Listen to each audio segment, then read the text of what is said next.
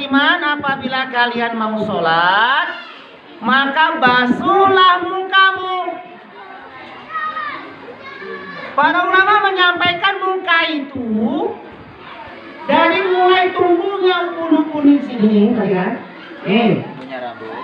Mulai tumbuhnya rambut di sini, dari mulai pangkal telinga. Jadi kalau wudhu bagaimana? Kalau wudhu dapat, tenang aja dapat. Ayo, berdiri. Ayo, berdiri. Ayo, berdiri.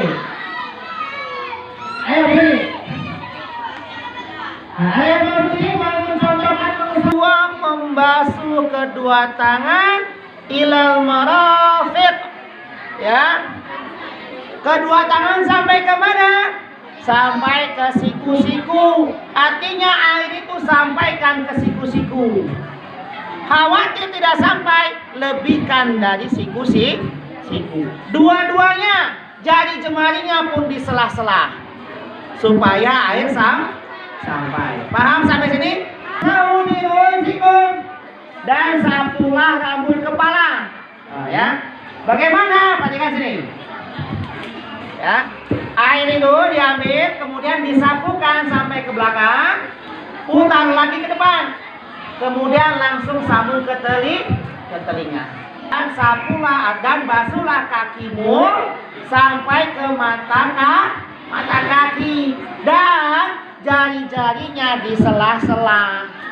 Banyak yang wudhu kakinya cuma basah depannya, belakangnya tidak basah. Kalau tidak basah maka tidak sempurna wudhunya. Kalau wudhunya tidak sempurna maka tidak sah sholatnya. Paham? Paham? Mulai nanti sholat zuhur wudhunya sempurnakan. Supaya apa? Supaya sholatnya baik, sempurna. Dan sebelum wudhu baca bismillah. Paham di sini? Baik. Oke, ulangi lagi.